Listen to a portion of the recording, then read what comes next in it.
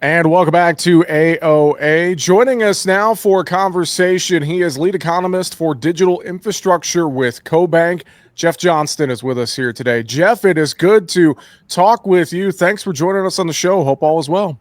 Things are great, Jesse. Appreciate the opportunity to spend some time with you. So thanks for that.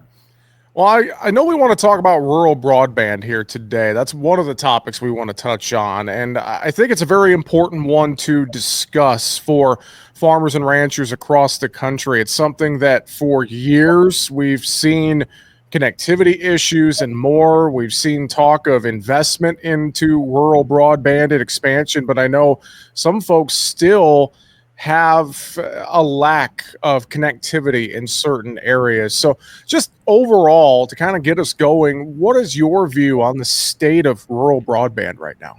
Well, we've made progress, right, Jesse? If you look back to where we were before COVID and how COVID really exposed how vulnerable those are who are living in rural America who do not have access to internet, how vulnerable they are. We've made a lot of progress since then, both with federal, state money, and private capital as well. So we're moving in the right direction, but we're not where we need to be quite yet. And so there is $42.5 billion actually that was earmarked out of the Infrastructure Investment and Jobs Act. And specifically, it's the BEAD program within that piece of legislation. And that's really exciting because that's an unprecedented amount of capital, a precedent amount of money that the government has set aside to support building out rural broadband networks to get those who are not connected. There's been some criticism of this program over the years, hasn't really quite delivered on what we'd hoped for yet, but hopefully some changes will be made and we can start to make some progress here. Well, I think about this, the growth of precision technology and more that we've seen being used by farmers and ranchers in the last decade. And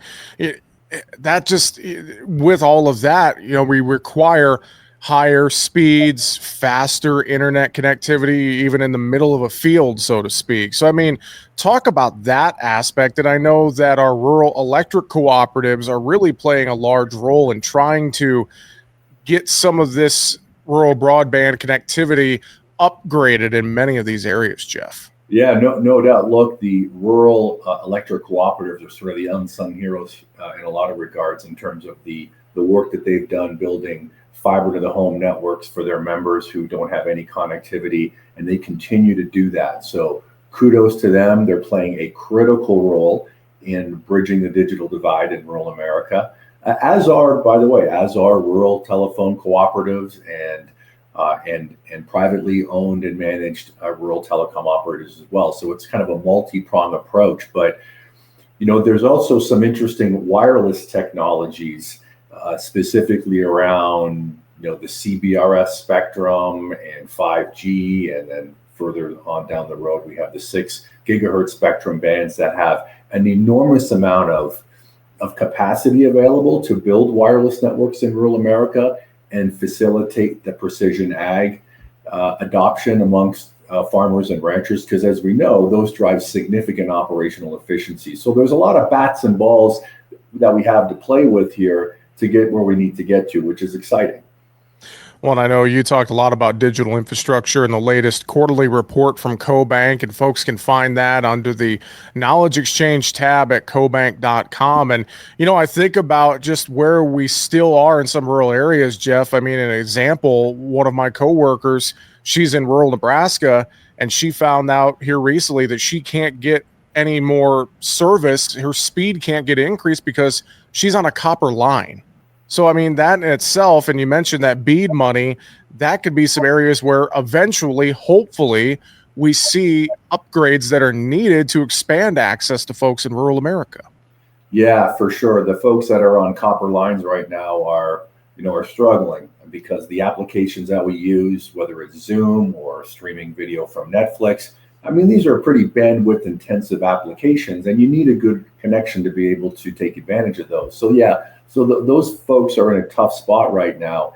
And so, getting back to the BEAD program and the $42.5 billion that's meant to help those folks, it'll be interesting to see how we go from this point forward in terms of how that money is managed and doled out, if you will, because the new administration is taking more of a, I would call it a more of a technology agnostic approach to allocating those funds at the state level, whereas the previous administration had more of a fiber first strategy.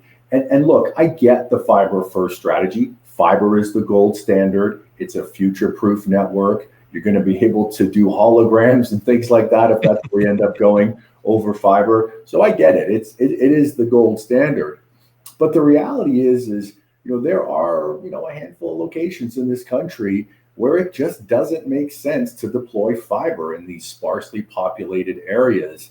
And that's where I think that, in addition to some of the red tape that operators had to adhere to in order to qualify for some of this BEAD money, that's where I'm hoping that a shift in strategy, a shift in priority will open it up to other technologies.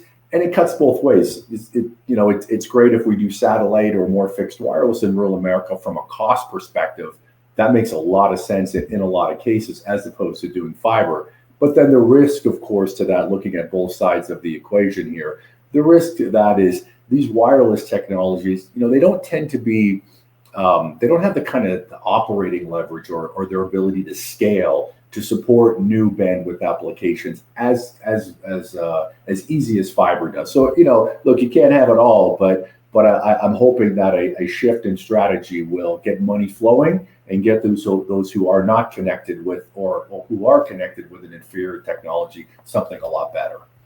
Another wrinkle to all of this that I know you and your team have been working on is this growth, this huge growth in data centers in rural America and some of the impacts that has on the overall energy broadband infrastructure. Talk about this for us, Jeff. This is a fascinating time for our country, and I think a pretty exciting time for rural America as well, because I would say rural America, from an AI infrastructure perspective, rural America is taking center stage right now.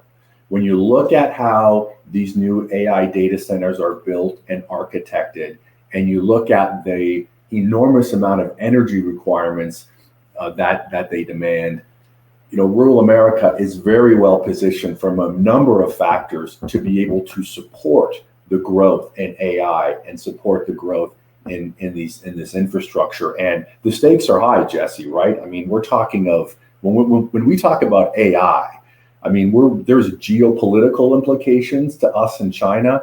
There are economic implications as well in terms of productivity and growth. So the stakes are enormously high. The amount of money that's being spent by the major data center companies like Amazon, Microsoft, Meta, and Google is nothing short of mind-blowing. And again, rural America is taking center stage in this AI revolution.